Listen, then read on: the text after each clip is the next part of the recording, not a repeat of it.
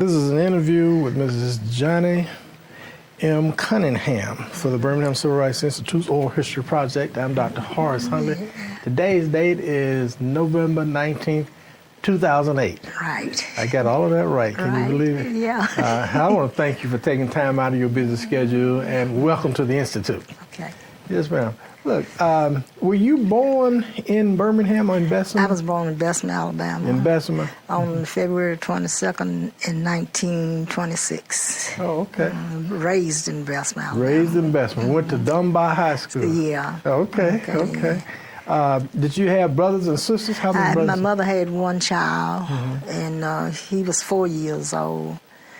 And he left, my grandparents had us until he was about 17. That's when our grandmother died. Now, he was 15 and I was 17. Okay. And when he turned 17, he joined the Navy. And then that was his life, like out in California after he got out. So he made a career. Not a career, but that's where he retired out in San Diego, California. Oh, okay. Well, that's a beautiful place. Yeah. Oh, I know that. So, were your parents from Bessemer? Originally, as far as I know, from listening to conversations and things, my mother was from, and grandparents, they was from down in Toggersville, Alabama. Toggersville, okay. That's all I know about, down around Burnsville and that area down there. Right. And your grandmother raised you? Grandmother and grandfather raised me. Yeah. Not my mother's father, but my grandmother's husband. Oh, okay. Yeah. Growing up in Bessemer, what part of Bessemer did you grow up in? I was, they call it North Bessemer. North Bessemer. Okay. Well, it says North, but it's off 19th Street in there where I went when I was 8 years old. Okay. I back up to when I started the school. I was living in the vicinity of the Dunbar High School. Oh, okay. Okay. Yeah, well, my grandmother lifted me over the back fence, and I ran into that back door to Miss Warren. Oh, is that right? Yeah. Oh, okay. What was that like? What was going to Dunbar? So, did you go to Dunbar all the way through? No, I did not. I did not finish school. Yes, ma'am. But you started first grade there. Yeah, and then for a while I went to the pipe shop school, and then when I got in junior high school, I went back to Dunbar. I see. Well, what was it like growing up in Bessemer, Alabama? To me, I mean, I don't have any. We know where we were, who we were, right? But I don't recall a lot of stuff that a lot of people say they remembered. You know what I mean? Because I always, like I said, knew the white families and things, and I started. My grandmother worked around them, and they were just people to me. Right. And back then, I don't know, everybody had a hard time, I guess. Yeah. But I wouldn't recall my brother and I as having a hard time, but those two old people done everything they could for us to make us happy. So I don't know about a lot of stuff like that. But you know where you stood, you know. Right. That's right. What kind of work did your grandmother and your grandfather do? Well, my grandfather worked for Berman Brothers, and they had a scrap, done scrap-like stuff, and where the Pullman plant is today, it only, when I was a child and can remember, it extended only to 25th Street and 5th Avenue. Okay. And there were some slag dumps out there, some kind of dumps, and it had a iron or something looked like silver-like, and they called it like manganese iron or something like that. Right. And so my granddaddy would dynamite the little spots where they was using a steam shovel to remove the slag. They put it on a dump truck and they'd take it somebody, and the people would, knock the slag part off one side and throw it over the other side. And I was just in their life like that. And Daddy could do anything. And my grandmother done domestic work and stuff like that. You say your mother died early? Yeah, at the age of 20. And I turned 5. She died like August. And I turned, I was 4 when she died. And I turned 5 the following year in February. And I don't know, I say, a lot of people say, well, you can't remember stuff when you was 5 years old. I say, I might not can remember stuff, but I know about stuff because it was always taught, you know, and I do remember it. I'm not going to let anybody tell me I didn't remember it. Yeah, you remember my granddaddy died when I was 6, and I remember it vividly, you know. And I can remember as when we was kids and things, like I say, we had good times because didn't anybody have anything. And Daddy D is what I call my granddad, and I was gone. He always told us stories and things, see. And he told us that he had a 6th grade education at that time, and he taught us a lot of things. Right. When we started the school, we already knew what we were supposed to. already prepared. Right. And my little brother, I call him my brother, but he was my baby. He never was in the 1st grade. He started school in the 2nd grade. But then I went to school a little earlier because I told my grandmother I was ready to go. And we didn't have birth certificates and things at that time. And she lifted me over the back fence that divided our house from Dunbar. Okay. And I went in the back door. So you were right there. And what do you remember about going to school at Dunbar? I can remember the first concert I was in Dunbar, and I can remember What did you do? Oh, we done had a play, as we used to call her. Okay. And Miss Pilgrim Wright was, at that time, she was a young woman. And I don't know whether she had graduated or not, but she was our music teacher. We done a scene like, you take the high road and I'll take the low road. That was one of the songs I remember. Right. I don't know whether it was I don't know what kind of scene it was, but I'll get to Scotland before you. That was the song. I can remember that you real good. Right. And I remember we had little yellow dresses or something. I don't know. But anyway, I remember that. And I remember my friends and things, you know. Everybody was friends and things at that time. And I see some of them every once in a while now. Did you have any favorite teachers? Well, Miss Warren was my favorite teacher. That was my 1st grade teacher. 1st grade teacher. And I can't remember that other teacher. That was but at that time, one teacher was teaching us everything. Yeah, that's right. That's right. You didn't pass classes. And as I go on, I left from Dunbar, and when we moved from that area and went over to on 19th Street, and we went to the pipe shop school. And I did have some and I was about 3rd or 4th at that time. Right. You know, back then, we all didn't ever go to school. You know how it was. Sure. Might have been supposed to be in this grade, but we was in that grade. Right. And I had some real favorite teachers down to the pipe shop, and there was Miss Spates and let me see what this other, and Miss McKinney. And my favorite teachers was Miss Oldham. She was our English teacher. And we had another teacher, Miss Bolden, taught us geography. That I love, you know. They don't teach kids the geography in school now, I don't think. Yeah. I don't think so either. And then I had a math teacher. What was his name? Mr. Curtis was his name. And then when I went back to Dunbar, let me see, I had his name on my mind then. He was a math teacher that, you know, I loved real good and things like that. Yeah. I can't remember his name right now. But anyway, he taught some of my kids. Is that right? After teaching me. Because, see, I was a young mother, you know. Right. So you went to, what grade did you finish up at? I finished 10th grade over Dunbar School. I went back to Dunbar. Well, what did you do after you finished school? Did you start your family then? To work. I was working way before then, because I started out by the time I was 12 years old, you know, like I got domestic work and stuff down there, like taking care of kids and things. And I done that for a long time.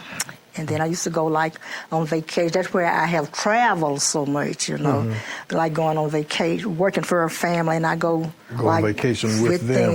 Yeah. Where did you go? Didn't I go? All over. Huh? Yeah, I've been all over. Yeah, I've been all over. First, let me see, who did I first start?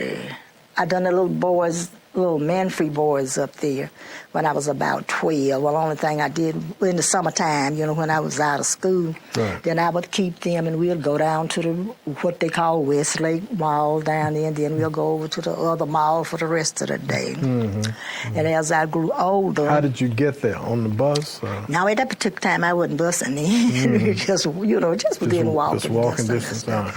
Yeah.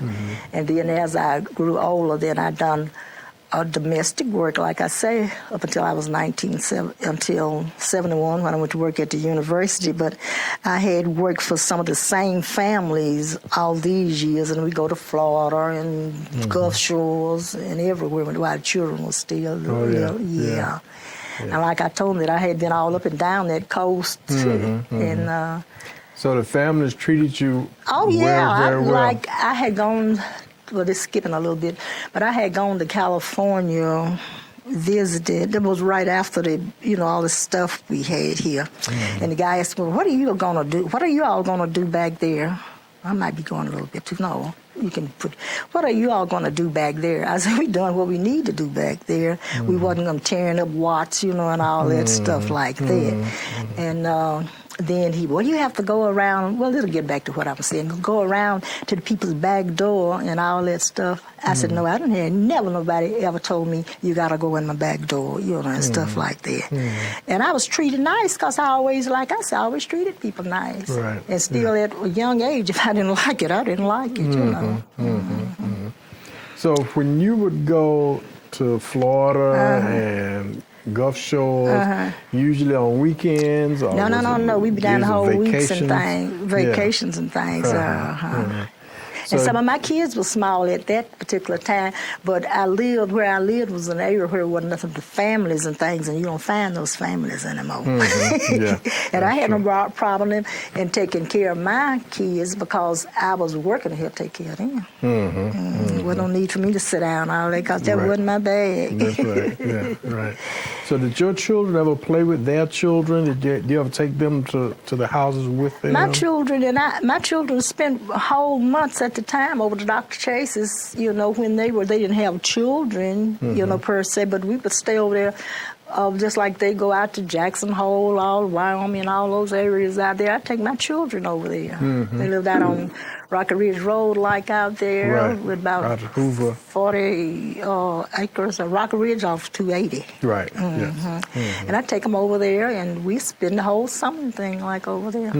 They've been exposed to them, and like Miss Carolyn, I know you know who she is. They don't know no color, no nothing like that. Just like I don't let somebody do something to me. Right.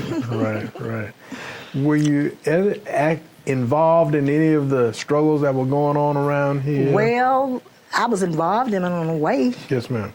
Because I had to, not in Birmingham per se, but what I done with my struggle was keep my money in my pocket. Okay. And I was asked about one of my employers, well, why are you not down there down there marching? I told him, that's not my bag, that marching. I said, well, I'll tell you one thing. I don't want nobody spitting on me, turning no water on me. I'm not afraid of the dogs, But if you have a dog, if you tell him what to do, he'll do it because dogs wasn't my problem. And I say, I'm not going to say I'm not going to hit back. And that wasn't what Dr. King wanted. Right. He wanted a non-violent thing. I'm not a violent person, but I wasn't going to take nobody abusing. I ain't going to take it now. But I told him what I will do, let him know that I knew I wasn't making what I should have been making. I'll take these few dollars you give me, and I'll take it down and give it to him. You tell him that? Oh, yeah. Is that yeah. Would they respond to that at all? Well, he said I was crazy anyway. So he didn't expect anything else. That's what I told him. I wouldn't know. I told him I wouldn't do it. But then when we had a ride, we was riding the bus home. Then I would ride from Bessemer to Birmingham, catch 45. 45, and then when I get over here, I would catch 39? No, 51, and go out on Rocky Ridge Road. That's where I was working at when the struggle was going on. Yeah. Okay. But I I didn't spend my money in Birmingham, and I didn't spend it in Bessemer. Really in Birmingham, because of, what was going on. And I would buy my food over on Rock Ridge Road and bring it on home when we had a ride. Right.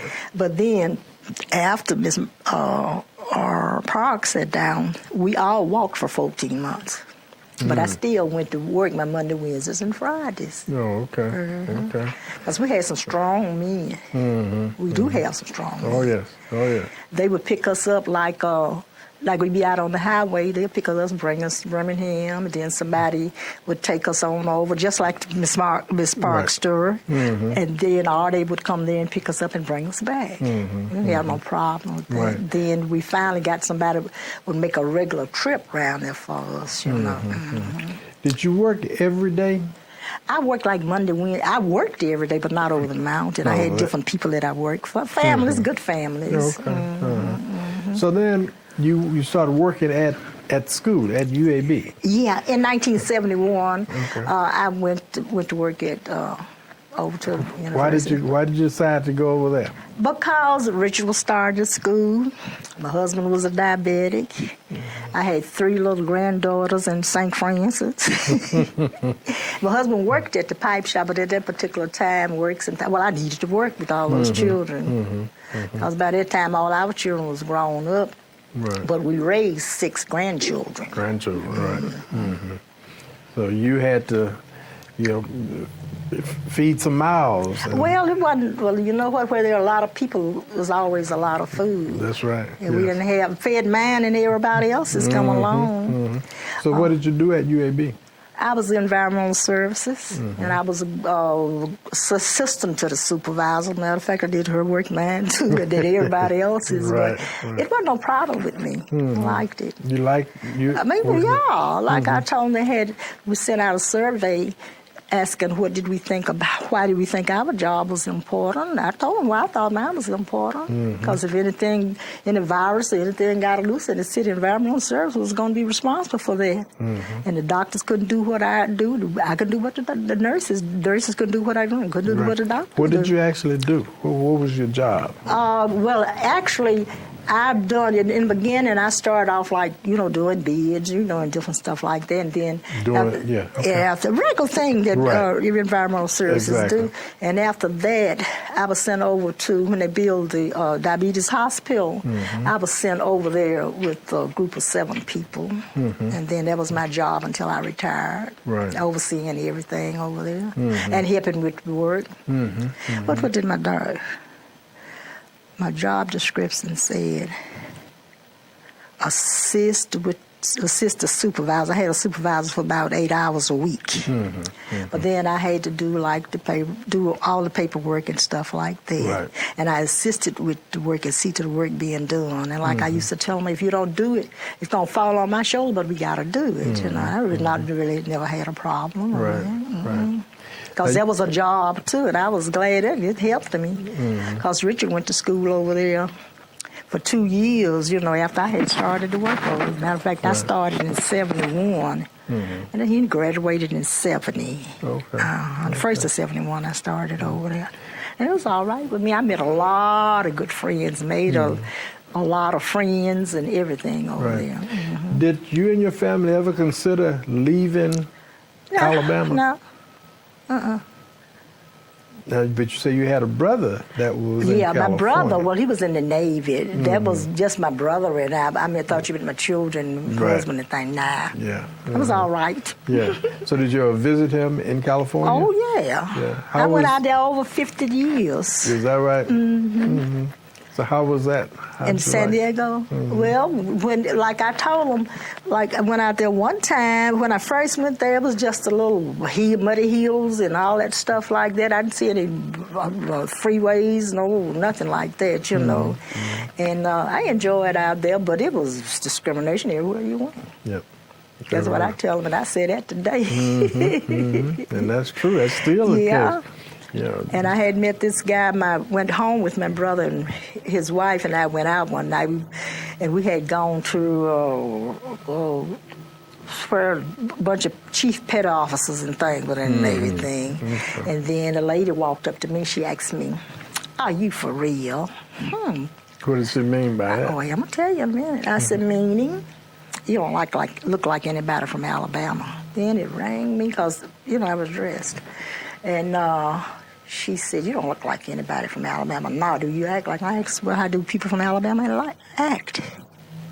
And I reminded her that the people that she saw going across that bridge down in Selma, Montgomery Bridge down there, I said, everybody didn't look like that. I said, a lot of those people were sit-ins. And they wanted to know about our bathroom facilities and blah, blah, just a whole lot of stupid stuff, And when I finally realized what she was trying to say, I went over to the bar, got me a little brandy or what's nib. I don't know what she had in her glass, but I knew what I had in mine.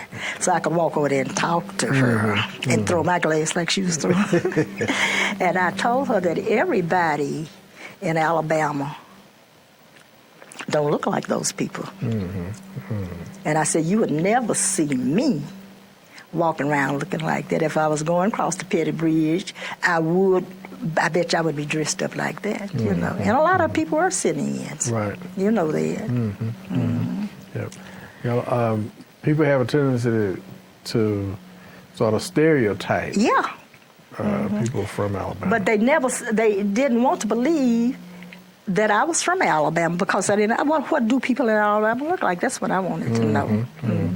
Yeah, they want to see somebody ragged. And then the guy that he didn't know anything about but one funeral home in Birmingham, and I can't think of the name. It was an old funeral home in Birmingham. He knew somebody from there. And he was the person that asked me then about what are we going to do? I said, we will not tear up downtown Birmingham. I said, because they're going to stop us when we get there.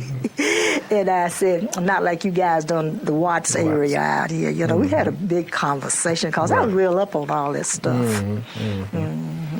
When did you register to vote? 1952. What was that experience like? Oh, questionnaire. And at that particular time, I don't think it was allowed over two of us to qualify a month or something like that. You had a questionnaire asking are you a bona fide resident of Alabama, and about the county, how long have you been there? If you would say you was from a different county or something, you put down a different number down there, that's going to disqualify you there. How many Congress, senators, and representatives and things we had. And the thing that still is real vivid in my mind, we had to tell them the name of a woman senator out of Chicago. And her name was Miss Chase Smith. I'll never forget that. And that was back in 1952.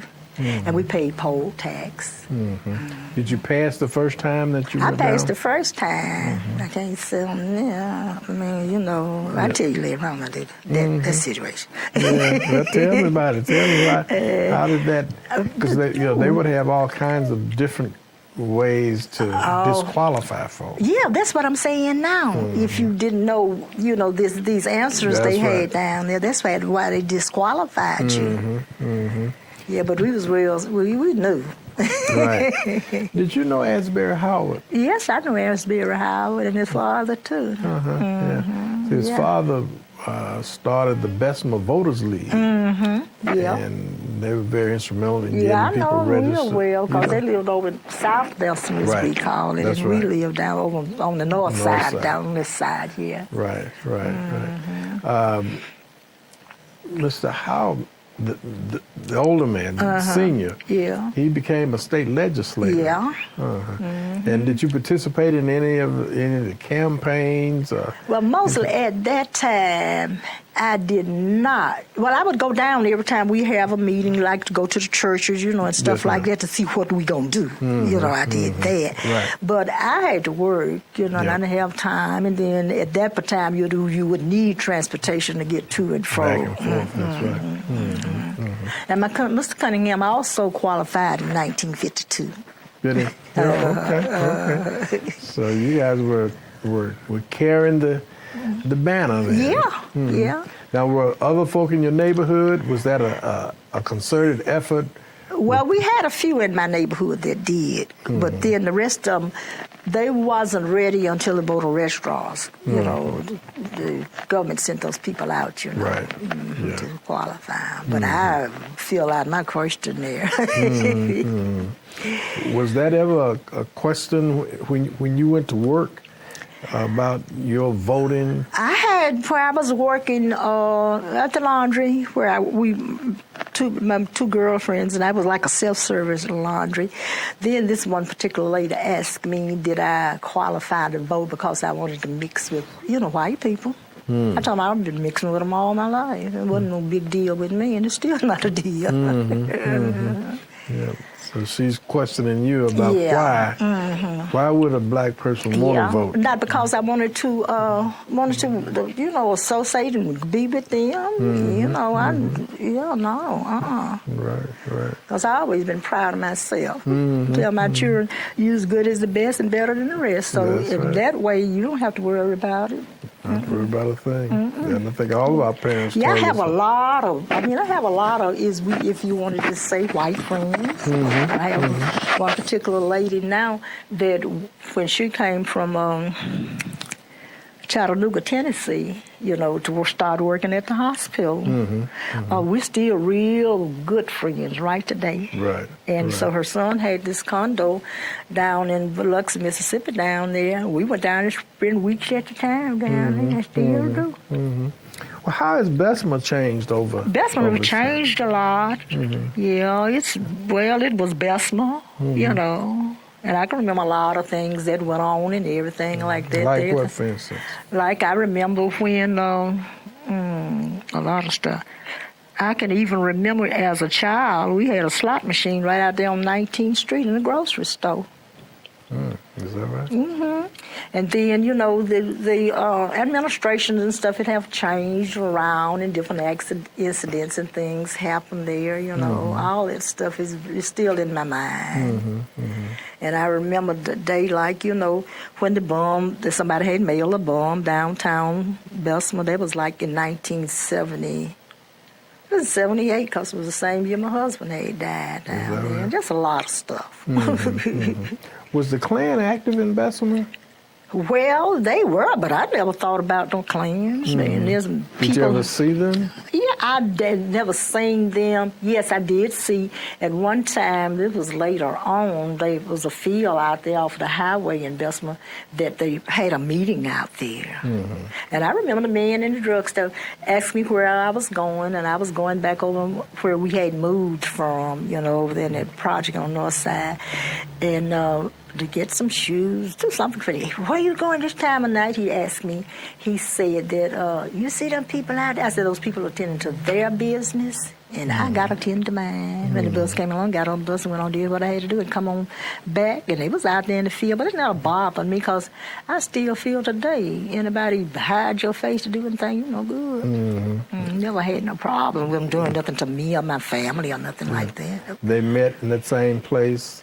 But they was having a rally out there for some reason. I don't know. Yeah. Was that consistently done, the place where they this normally was met?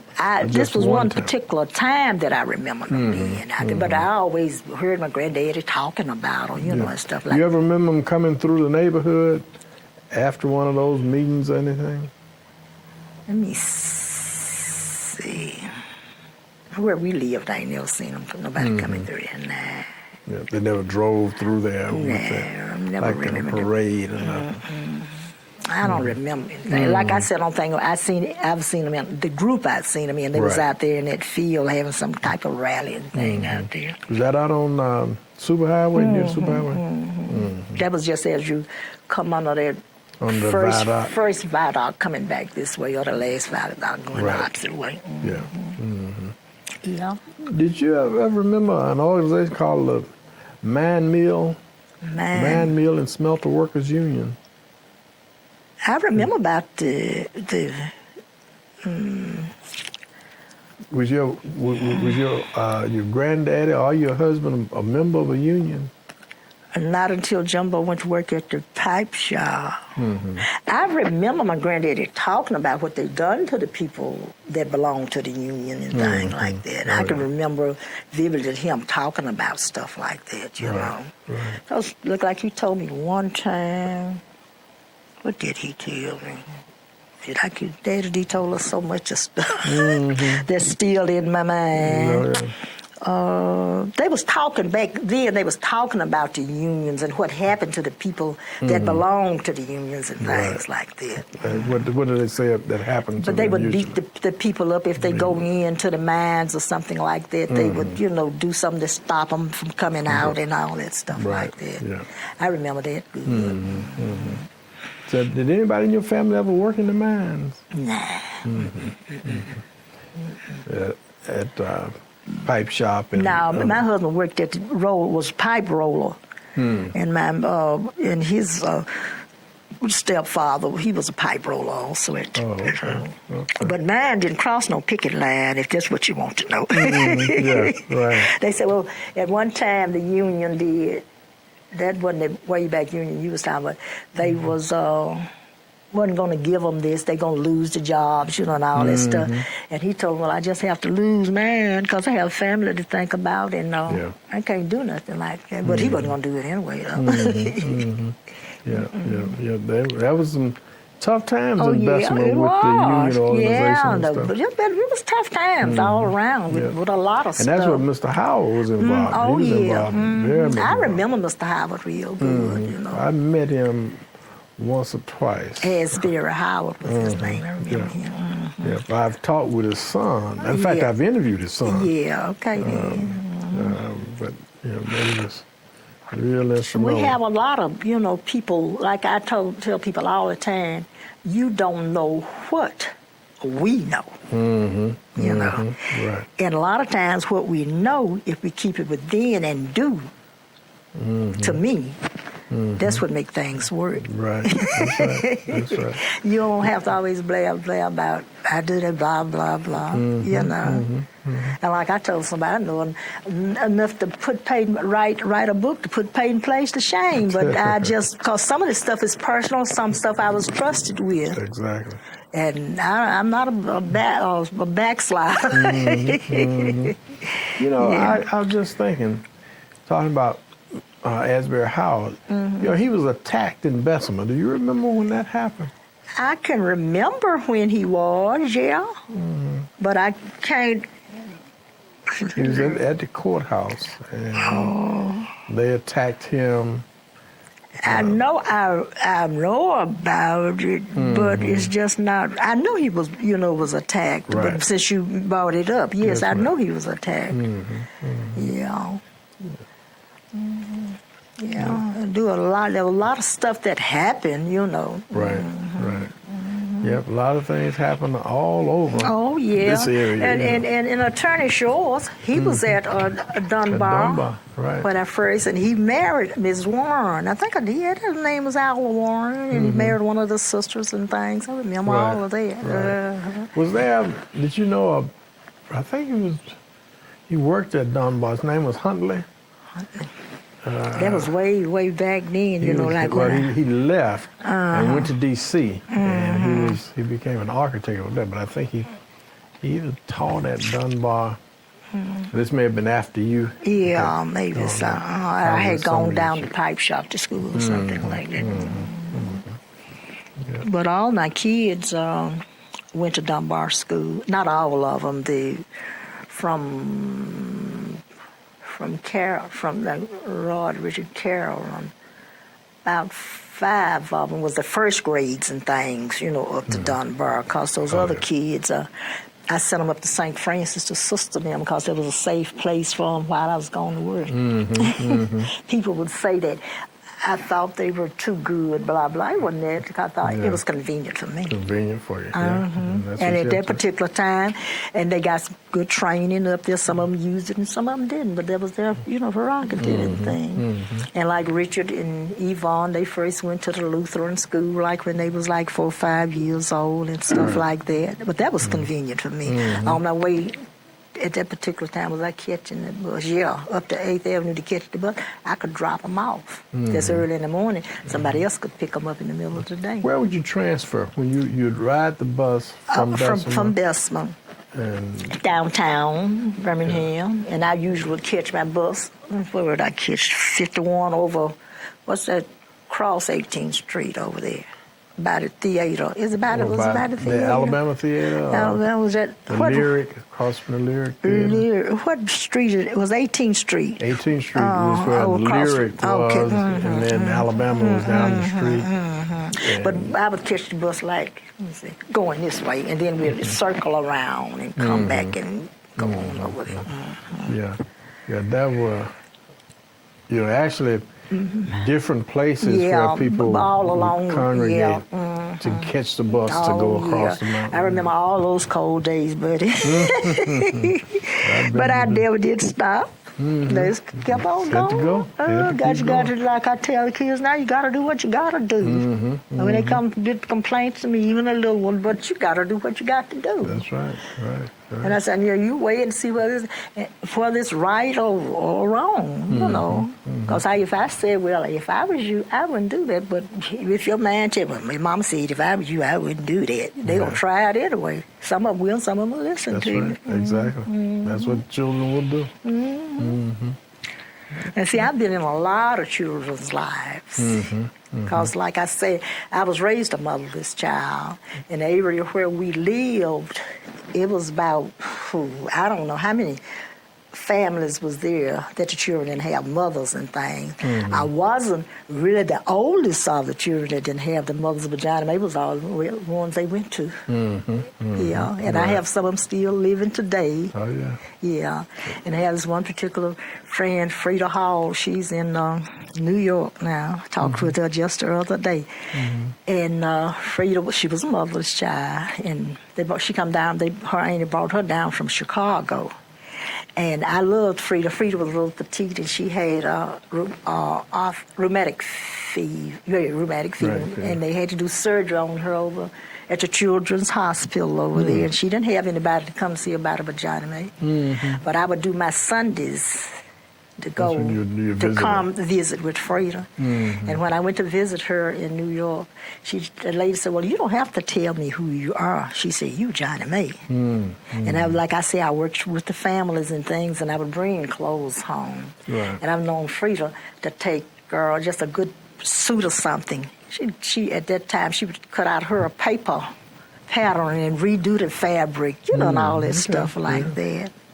Well, like I said, I don't count myself as having a hard time. Right. I just done good things, and like I said, you can be nice to anybody, and people will know how far to go with you. Right, exactly. Yeah, they'll respect you. That's right. You demand respect, and you get it. Back when, let me see this.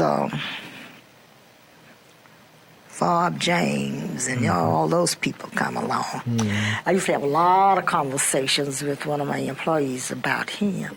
But I told her I was a Democrat, and that's where I'm staying. Because my granddaddy said that Republicans, and see, I'm all the way back from Hoover. Right, that's right. You know, all about that. That they never cared nothing about blacks and white folks, poor white folks. You know? Yeah, that's right. That's exactly. right. Yeah. So you came up then through Hoover and Roosevelt. Hoover, when I can remember about like I was 4 or 5 years old. My granddaddy, like I told you, he was it. Like my daughter, like Karen said, don't start on politics, don't start. Well, I said that's what I was taught when I was growing up. Yeah. And Hoover was the president. Right. And my granddaddy said when he sat down, he said everybody down. But he didn't use those words, but I can't. Right. Yeah. And you know, I can remember the times that they issued out, like they peoples and what they done, we didn't have. They used like the corn stalks and tar and stuff like that. My granddaddy did to start a fire in the grate. Right. And he would start that fire as soon as it get cold, start to turn cold. Mm-hmm. And the TCI had used to have a planting Bessemer long years ago. And they moved to like Fairfield and Westfield. And Daddy D would go up there and get that old coke, that old hard coke they had, get some tar, and what's never kind of wood they could put. But they told me they started with cornstalks, I don't know. And he had a fire grate. And he built him a sort of a thing, round thing like this, and he would push it in the grate. See, build his fire behind that. And that fire didn't go out until it was time to pull it that whole winter. Because what he would do, he would make the fire, and then he would throw this old hard coke and stuff over behind. Then he'd pull it to the front, and stuff. I remember all that stuff. And to me, it was good days for us. I didn't nobody have anything. So you actually lived through the Depression. Well, I did live through the Depression. Like I said, I remember when my grandmother would get up and cook breakfast, because I can remember, y'all, we worked for Berman Brothers, you know, in Birmingham. He would have to go out and catch a streetcar and ride into Birmingham in the morning time. And what was the fare? Like 21 cents to Birmingham and back. And a minute day, he'll get off up to Brighton and walk on home and just put 14 cents, you know, and save the rest of it. But I can remember not having but one dress. I mean, two dresses when school started, a pair of high-top tennis shoes. And she was crazy about tennis shoes, but we was glad to get a pair of shoes and things like that. And my first long coat was, I think, I was about 12. But I wasn't cold, because my grandmother dressed us warmly, you know, and stuff like that. I mean, I don't have a bad childhood memories. That's right. You know, there were a lot of folks, because they sort of insulated us from a lot of shoes. I didn't have, I don't have no, but I still have no bad memories. But those old people, they was good to us, you know, and I loved them. And as my children came along, my granddaddy was there to help them.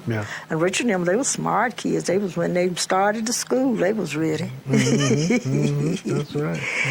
Yeah, and that homework they had to do.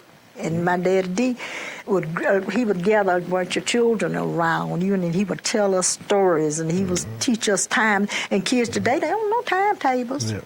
Because we got all this TV now, so we didn't have TV back then, so families got together and talked and we used to told stories. Oh yeah, and we used to. My husband and I, we always loved sports, and still we listen to the baseball games and things like on the radio.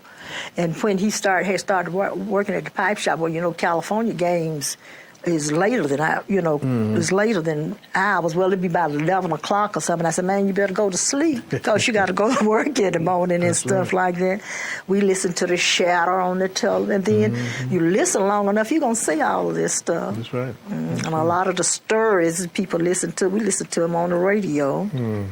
And they are not my bag, because it's just everyday stuff, you know. Right. Yeah, Amos and Andy started on the radio, didn't they? They started on the radio. Because I on television. TV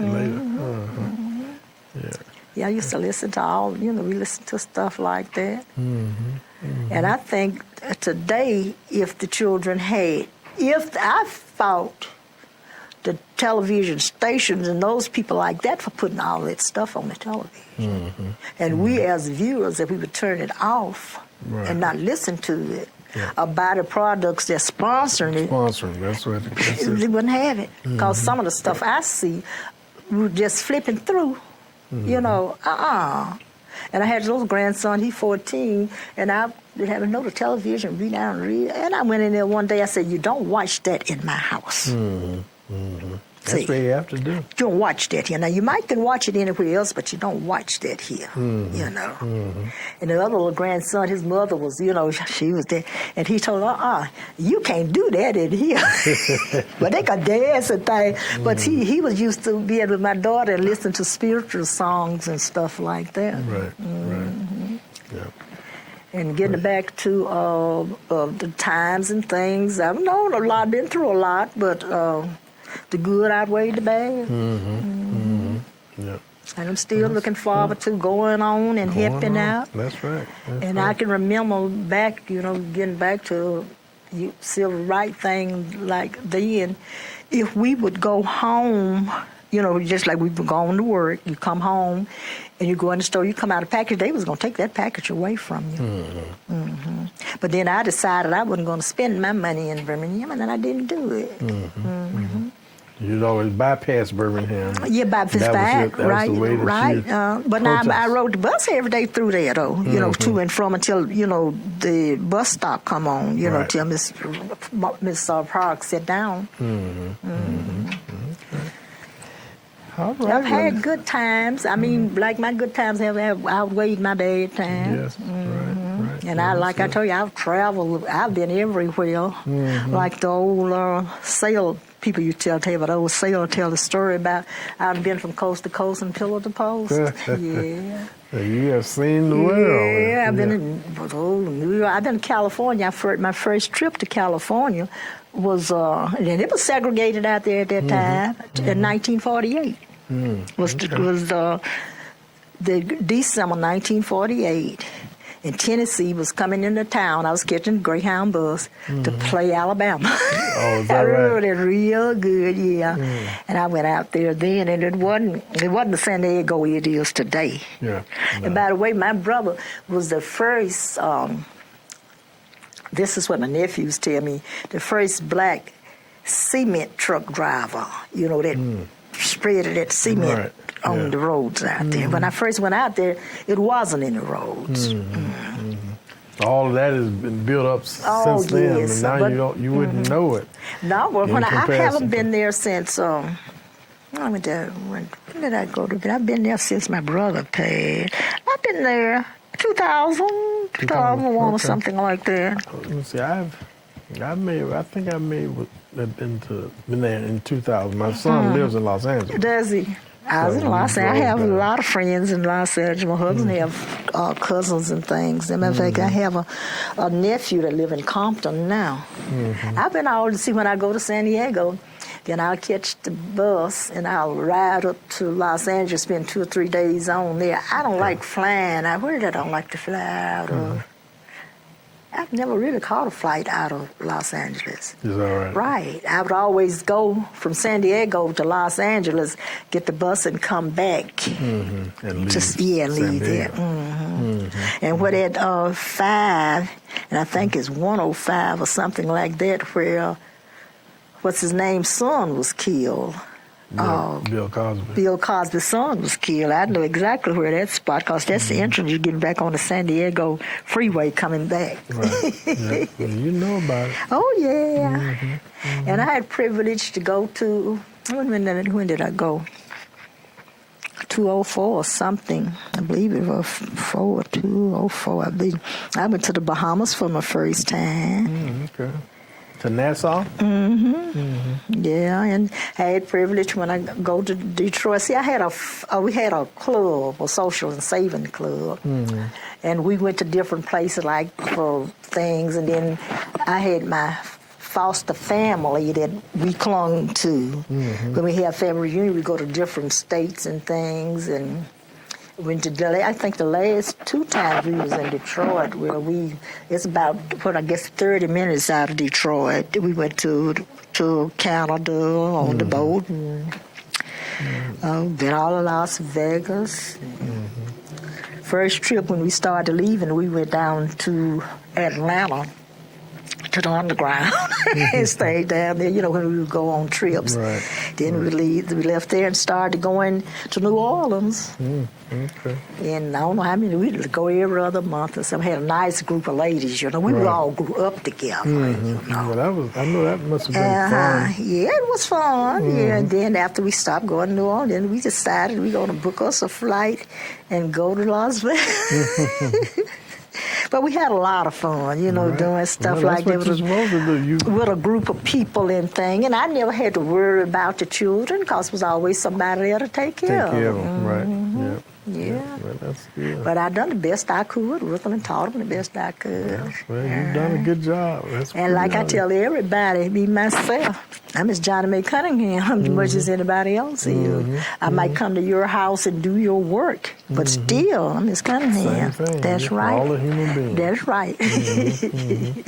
Well, Ms. Cunningham, I want to thank you for taking time out of your schedule. Yeah, You'll be your history, and nobody can give your history but you. Oh, see. yeah, and I know all about when we didn't get to this part, but when, Shores, those houses off of Center Street down there, when all those was bombed and Martin Luther King was in Birmingham, and they brought him to Bismarck to the city jail for security and all that stuff.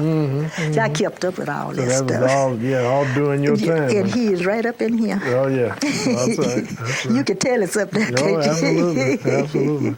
Yeah, I remember when, and I remember as a young adult growing up, at one time they had the streetcar business, they had a caboose onto the streetcar.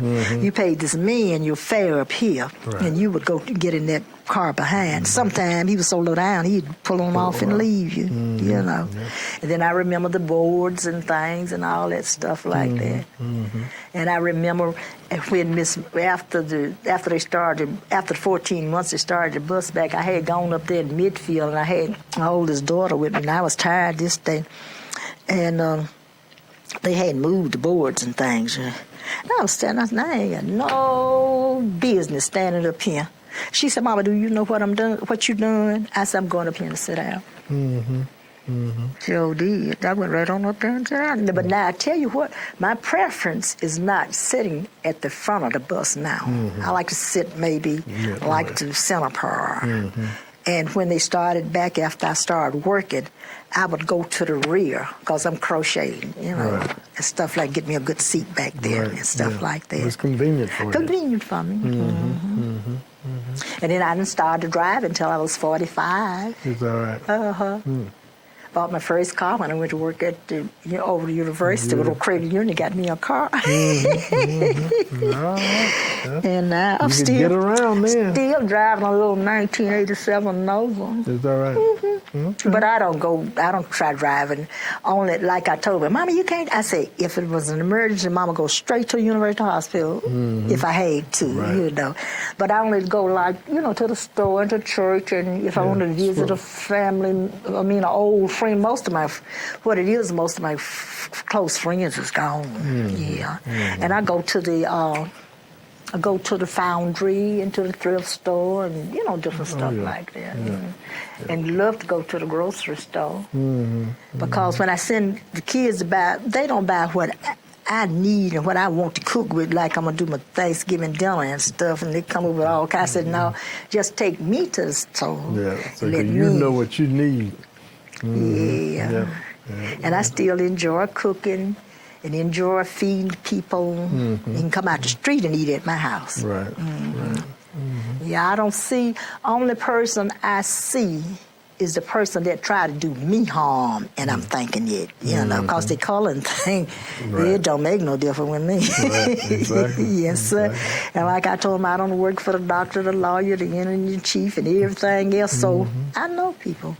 And I was fortunate enough to meet a lot of friends and things from different countries and things in working over at the university. Yeah, because they're from everywhere. Oh, yeah. I know that was. What do you think about Obama? Oh, I think that's wonderful. But I will tell the truth. In the primary, voted for the girl. But I knew what I was going to do. See, I had my chance to vote for her then. Had she won, I still would have had a chance to vote for her. But I'm glad. I mean, I don't know what it haven't really ever sunk in real good about him. You know what I'm saying? Right. But I am glad. I didn't know. I've been through 13 presidents. See? 13. He make the 13th president. And some of them I can talk about what put us in the predicament we're in now, from now on. Because they're wrong. And that cowboy was not running, he wasn't the president. He had his mom and daddy back there. That's my opinion about that. That's what I call him, a cowboy. Right. Cowboy. He ain't a good cowboy either. Wasn't a good president. No. Still trying to make cracks, you know. And then the last 8 years we went down. I don't care what anybody say about President Clinton. When the man left, he left some money and stuff there. Right. Exactly. Whatsoever he did, and I said, a little girl that went into his office, she was a sin-in. That's what I believe. You know what? I have my opinion about it. Sure. And a man is a man, and some little fast gals is fast gals. That's what I call it, you know. And they'll do anything for a dollar. Right. But if he and Hillary could straighten it out, nobody got nothing to do with it. That's all that's necessary. I hope the girl do get to be Secretary of State. Secretary of State. I hope she make that. I think she will. Because she have the ability, and they talk about, well, Clinton, that girl is smart. I'm talking about Hillary now. She is smart enough to stand up to Bill and tell him what she going to take and what she don't want. If she don't want his suggestion, she don't want it. And I think the Obama family, I think they're a lovely family. Yeah, they are. I'm just praying that none of those ill-minded people don't get to him. Right. Now, that's what had Mama worried in the beginning. Oh, God. Carolyn said, well, Mom, ain't nothing going to happen to him. I said, sis, that's what I call her. I said, Mama don't know that. Right. Because he have already had those 3 threats out and know they said. Well, there'll probably be a lot of more. And these little skinheads, they caught them up there in Washington, I believe, somewhere. Out of Tennessee. Out of Tennessee. See, I know all that stuff. I read the paper. See, but neighbors criticize me. They say, I'm going to stop talking because I can talk all day till you get ready. I get up in the morning time. I have a front porch. I have a old glider out there. Get my cup of coffee, my newspaper. They say I don't be reading the newspaper. I be watching it, but that's not so. And I read the newspaper and weigh what's said for myself, what I believe about it. Right. And that's what I think you should do. That's what you're supposed to do. I look at the fashions, I do food, and all that stuff. And now I started looking at money, and I don't have any. But see, all that stuff is something to keep your mind off of. Yeah, and it keeps your mind active. Yeah. That's good. And a lot of times when I tell people that, I have travel, I know if I wanted to go to take somebody to Cleveland right now, I know exactly where to take them, how to take them, where you turn off to go to Detroit, going to Cleveland, everything. I know where to go. Right, because you've been. I've been there. See, like I told you, I've been there, seen that, did that. But I can truthfully say I have never done anything to cause anybody in the home that I know of. Well, that's good. Yeah. Not till even to today. And I was talking to my pastor, Rev Adrian Johnson, when they buried my cousin back in the summertime. And I was saying, somebody was saying something about age. I said, well, I'm just 28. And then Reverend, I love him. He grew up in our church. And he said, I said something, and he said, oh, Miss Cunningham, Lord, I said, Lord, keeping me here for something. That's what he said. Yeah, that's what God keeping him for something. And you know what? You got a lot of other stuff to do. So. That's right. So keep you active. Yeah. But on my good days, I'm good. On my bad days, I ain't. Well, all of us have good days and bad days. Yeah. Yeah. I've gone through it. I got hit by a car when I was 34 years old. But I still have let there be no hinder to me. Yeah, you just have to keep on going. Yeah, because when I went to work at the university, I needed that job. Jumbo was working 4 hours a week. Richard started school, had girls in school. I had to do something. Yeah, you have to do what you have to do. And I done the song, made clothes and things for them when they was little and everything. For my children and every other little child, I just needed something. Did it for them. You are a community person then. I still love everybody. people. I have a lot of friends. When I had my 80th birthday, down at Bismarck City Hall, down on 3rd Avenue. There's about 150 people there. Is that right? Most of them was young people. And my white children and all. All right. Well, that's great. Well, I appreciate you taking your time out just to tell me about your story. And that's good. Well, because Carol was going, I had told her, I don't think I'm going to make it today. She said, oh, Mama, you can go. I said, well, shut her mouth. I will. She said, but I don't know when he'll be back again. I said, well, if he understand I don't feel good here, I'll see him when he come back. Yeah. But then I got up and left, and what I got to do now, I got to go home. And Richard was doing stuff for me when I left there.